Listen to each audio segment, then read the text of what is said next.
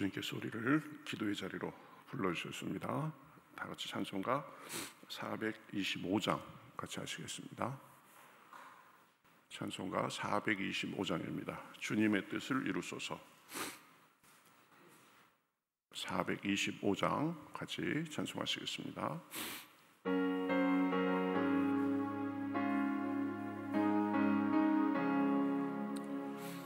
주님의 뜻을 이루소서.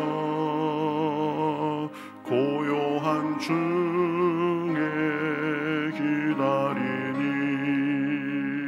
진흙과 같은 날 빚으사 주님의 형상 만드소서. 주님의 뜻을 이루소서. 주님 발 앞에 엎드리니 나의 맘속을 살피시사 눈보다 희게 하옵소서. 주님의 뜻을 이루소서. 병들어 몸이 피곤할 때 권능의 손을 내게 펴사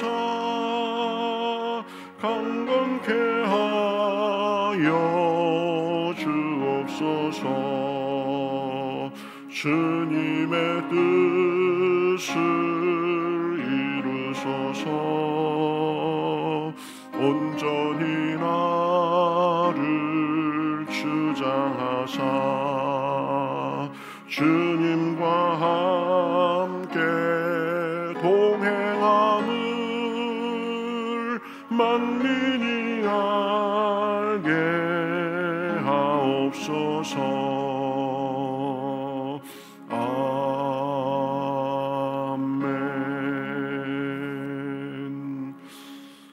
성경 말씀 사도행전 5장 1절부터 보겠습니다. 신약성경 193면 정도에 있습니다. 사도행전 5장 1절부터 11절까지.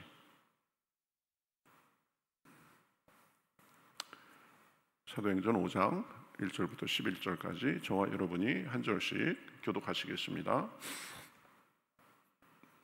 아나니아라 하는 사람이 그의 아내 삽비라와 더불어 소유를 팔아 그 값에서 얼마를 감춤해 그 아내도 알더라. 얼마만 가져다가 사도들의 발 앞에 두니 베드로가 이르되 아나니아야 어찌하여 사탄이 내 마음에 가득하여 내가 성령을 속이고 땅값 얼마를 감추었느냐. 땅이 그대로 있을 때에는 내 땅이 아니며 판 후에도 내 마음대로 할 수가 없더냐. 어찌하여 이 일을 내 마음에 두었느냐. 사람에게 거짓말한 것이 아니요 하나님께로다. 아나니아가 이 말을 듣고 엎드러져 혼이 떠나니 이 일을 듣는 사람이 다 크게 두려워하더라. 젊은 사람들이 일어나 시신을 싸서 메고 나가 장사하니라. 3시간쯤 지나 그의 아내가 그 일어난 일을 알지 못하고 들어오니 베드로가 이르되 그 땅 판값이 이것뿐이냐 내게 말하라 하니 이르되 예 이것뿐이라 하더라. 베드로가 이르되 너희가 어찌 함께 꾀하여 주의 영을 시험하려 하느냐. 보라 내 남편을 장사하고 오는 사람들의 발이 문 앞에 이르렀으니 또 너를 메어 내 가리라 하니 곧 그가 베드로의 발 앞에 엎드려져 혼이 떠나는지라 젊은 사람들이 들어와 죽은 것을 보고 메어다가 그의 남편 곁에 장사하니 온 교회와 이 일을 듣는 사람들이 다 크게 두려워하니라. 아멘. 자, 오늘 말씀은 우리가 잘 아는 아나니아와 삽비라의 얘기죠. 이 사도행전은 보면 오순절에 성령님이 강림하고 나서 그 성령의 강력한 역사와 함께 또 교회의 거룩한 정체성의 필요성을 보여주고 있습니다. 4장 끝부분에 보면 바나바가 자신의 밭을 팔아서 사도들의 발 앞에 전부를 드렸다는 아주 그 아름다운 초대교회의 헌신의 모습이 나와 있습니다. 그런데 곧 이어지는 오늘 본 그 5장에서는 정반대의 일이 벌어지고 있는 것을 볼 수 있습니다. 곧 아나니아와 삽비라가 땅을 팔아서 일부를 감추고 전부를 다 바친 것처럼 거짓으로 드린 일이 되는 거죠. 이 사건은 아나니아와 삽비라가 단순히 적게 드렸다는 것이 문제가 아닙니다. 그들의 문제가 뭐냐? 하나님을 속이고 성령을 시험하고 그래서 교회의 이 거룩성을 해친 것에 있습니다. 그래서 하나님은 그들의 죄를 즉각 드러내시고 심판하심으로써 교회는 거룩해야 된다. 하나님 앞에 우리가 거짓이 없어야 된다. 이런 것을 깨우쳐주고 교회에는 큰 경각심과 두려움이 있게 됐습니다. 오늘 본문은 우리에게도 도전합니다. 나는 하나님 앞에 정직하게 살고 있는가? 하나님도 속일 수 있다고 생각하지는 않는가? 나는 사람의 시선보다 하나님의 시선을 더 의식하고 두려워하는가? 혹시 내 모습은 이 겉모습에 머무르고 있지 않는가? 이런 부분을 우리가 생각하게 합니다. 우리가 먼저 생각할 것은 하나님은 우리의 중심을 보신다는 사실입니다. 사람은 다른 사람의 마음을 꿰뚫어 볼 수 없지만 하나님은 다 알고 계십니다. 이 아나니아와 삽비라는 겉으로는 지금 자기의 재산을 팔아서 다 드리는 모습의 아주 헌신자였습니다. 사람들의 눈에는 바나바와 똑같이 보였을 것입니다. 그러나 하나님은 분명한 차이를 아셨습니다. 그들의 마음속 거짓과 탐욕을 꿰뚫어 보셨습니다. 그렇죠? 하나님은 우리가 속이려고 해도 이미 다 아시는 분입니다.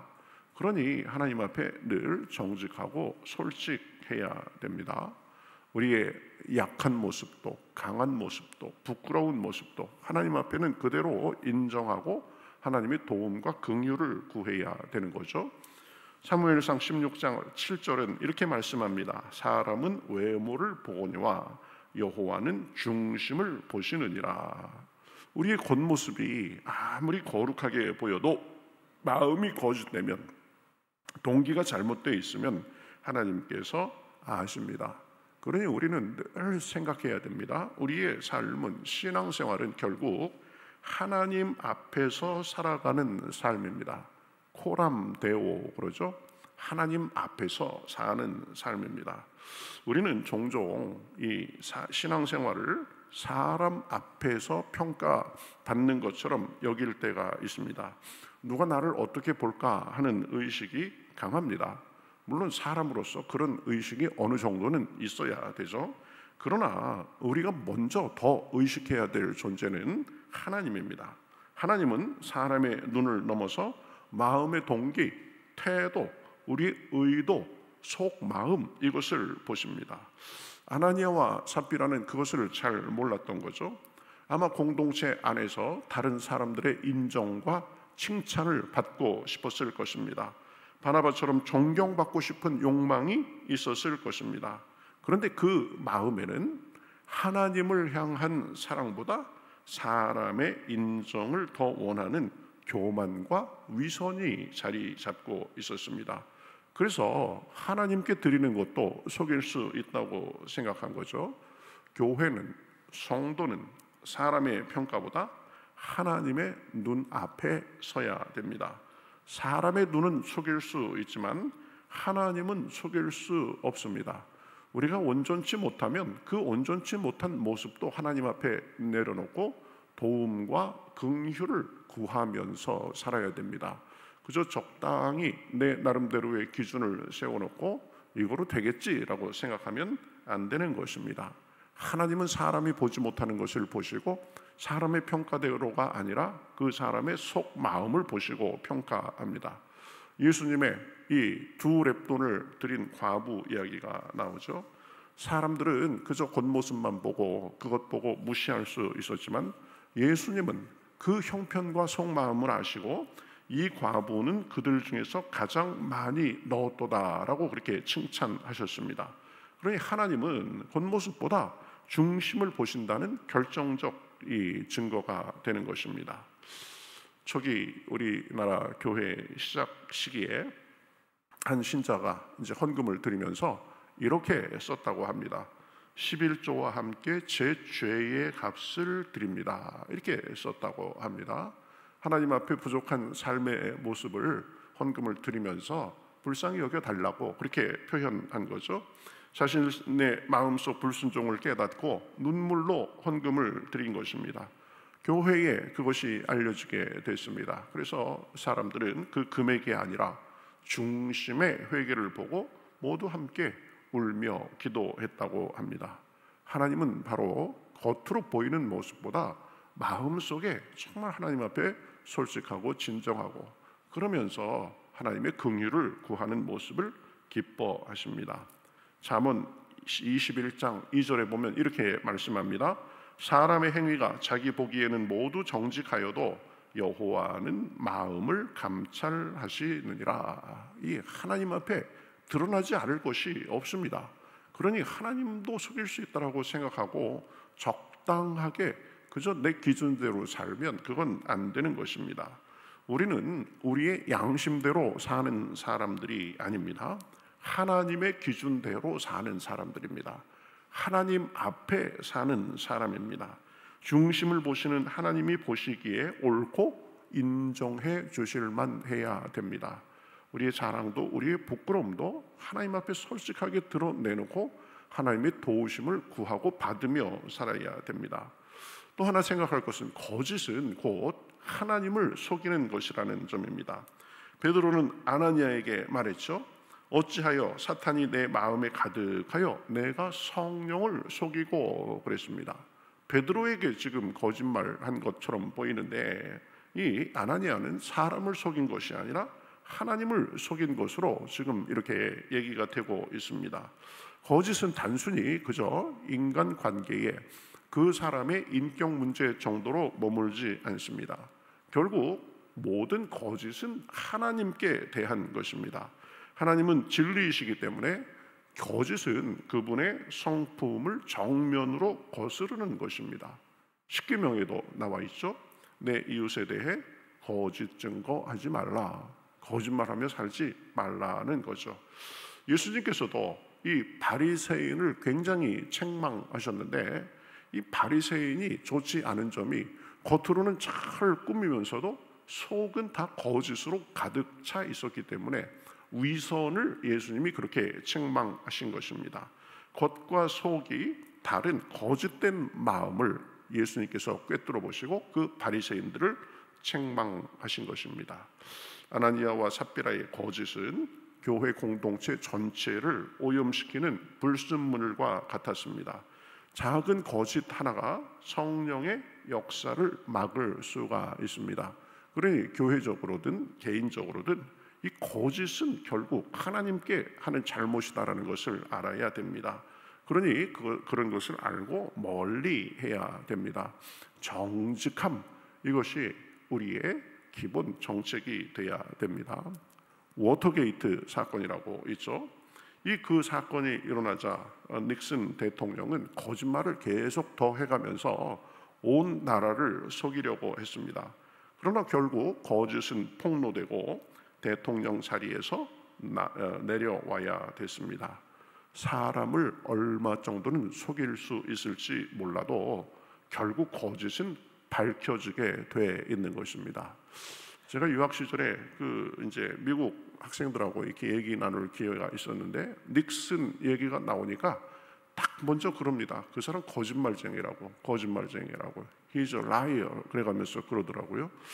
이 사람들은 거짓말하는 것을 굉장히 크게 생각하는구나. 예, 진짜 그러는 걸 봤습니다.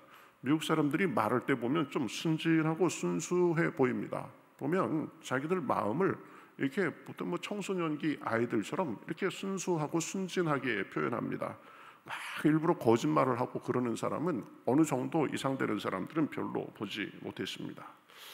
구약의 아간 사건 같은 경우에도 그렇죠. 여리고성을 함락시킨 후에 하나님께서 모든 탈취물을 진멸하라고 금하셨는데 아간은 은과 금, 또 좋아 보이는 외투를 숨겼습니다. 아무도 보지 못했으니까 이건 뭐 내 것이다, 전혀 괜찮겠지 생각했는데 그 결과를 하나님께서 아셨습니다. 그래서 이스라엘은 큰 성 이 여리고를 함락시켰는데 작은 성 아이성에서 패하고, 그래서 이 크게 공동체가 놀랐습니다.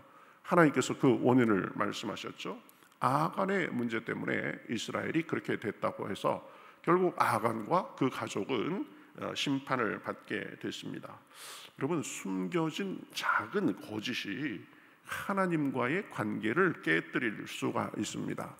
백성 전체의 화를 가져올 수가 있습니다.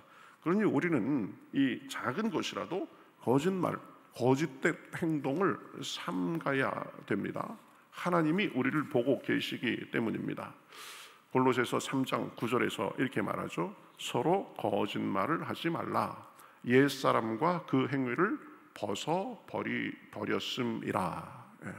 살면서 좀 선의의 거짓말을 해야 될 때도 있습니다. 그것도 최소한으로 해야 됩니다. 정말 선한 의도를 가지고 해야 됩니다. 이 사람들이 아주 재치가 많아가지고 이리 둘러대고 저리 둘러대고 그런 사람들을 좀 보면 저는 신기합니다. 어떻게 그렇게 술술술술 그냥 막 이리저리 잘 둘러대는지. 이 둘러대는 것도 거짓을 둘러대면 안 되는 거죠. 그게 좋은 일이 아닙니다. 링컨 대통령은 이런 말을 했습니다. 모든 사람을 얼마 동안 속일 수 있고 몇몇 사람을 영원히 속일 수 있을지 모르지만 하나님은 절대 속일 수 없다. 그런지 하나님을 속일 수 없음을 알고 거짓말은 하나님께 대한 것임을 알고 우리는 하나님 앞에 진실하게 나아가야 됩니다. 오늘 말씀의 교훈은 거룩한 교회를 하나님께서 원하신다는 사실입니다. 아나니아와 삽비라가 죽자 온 교회와 이 일을 듣는 사람들이 다 크게 두려워하니라 라고 말씀하고 있습니다. 하나님은 자기의 교회가 거룩하기를 원하셨습니다. 초대교회는 아직 연약했지만 하나님은 그 안에 죄가 들어오는 것을 용납하지 않았습니다. 거룩함은 교회의 본질입니다. 오늘날 교회가 세상에서 힘을 잃는 이유는 거룩을 잃었기 때문이다 라고 말하는 사람들이 많이 있습니다. 교회의 힘은 건물이나 조직이 아니라 정직과 거룩입니다. 하나님은 교회를 정결하게 하시기 위해서 때로는 심판을 허락하시면서 이를 통해서 교회를 다시 세우십니다. 우리 각 사람도 마찬가지입니다. 하나님 앞에 정직하고 거룩하게 살아야 됩니다. 베드로전서 1장 16절에 내가 거룩하니 너희도 거룩할지어다. 거짓을 멀리하고 이 거룩하게 살아야 됩니다. 오늘 아나니아와 삽비라 사건은 초대교회에 참 크고 비극적인 그런 일이었습니다. 그런데 오늘날에도 우리에게 교훈을 줍니다. 하나님은 우리의 속마음 중심을 보십니다. 거짓은 단순한 그저 인간관계의 미덕 정도가 아니라 하나님을 속이는 행위다라는 것을 분명히 알아야 됩니다.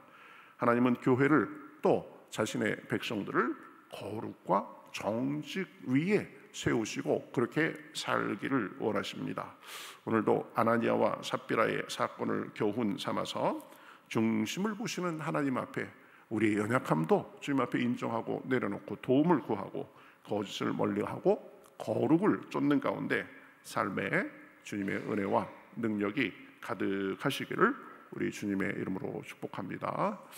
우리 같이 기도하겠습니다. 하나님 감사합니다. 오늘도 저희들을 이렇게 잠을 깨워주시고 또 주님을 사모하는 마음으로 나오게 하시니 감사합니다. 아나니아와 삽비라 참 자기들도 하나님 앞에 충성하고 헌신하는 그런 마음으로 시작했지만 그러나 이 여러 안 좋은 생각에 사로잡혀서 결국 거짓으로 하나님까지 속이려고 했던 사람으로 그렇게 끝났습니다. 우리의 모습을 바라봅니다. 하나님, 우리의 겉모습뿐만 아니라 우리의 속마음도 다 주님께서 보심을 알고 거짓은 결국 하나님께서 싫어하시는 것임을 알고 주님 앞에 정직하고 거룩하게 살 수 있도록 주여 도와주시옵소서. 우리가 완전하지 않습니다. 온전하지 않습니다. 우리의 연약함과 부족함도 감추려 하지 말고 주님께 드러내놓고 긍휼을 구하는 가운데 주여 하나님께서 우리의 마음을 만져주시고 우리의 마음과 삶이 하나님께서 받으심직한 그런 것이 될 수 있도록 주여 도와주시옵소서. 오늘도 기도할 때 성령께서 우리의 마음과 우리의 생각을 주관하여 주시어서 한량없는 은혜로 부어주시옵시고 지혜와 능력과 용기가 가득한 시간 될 수 있도록 주님이 주시는 기쁨과 평안이 가득한 하루 삶이 될 수 있도록 인도하여 주시옵소서. 감사하며 예수님의 이름으로 기도하옵나이다. 아멘.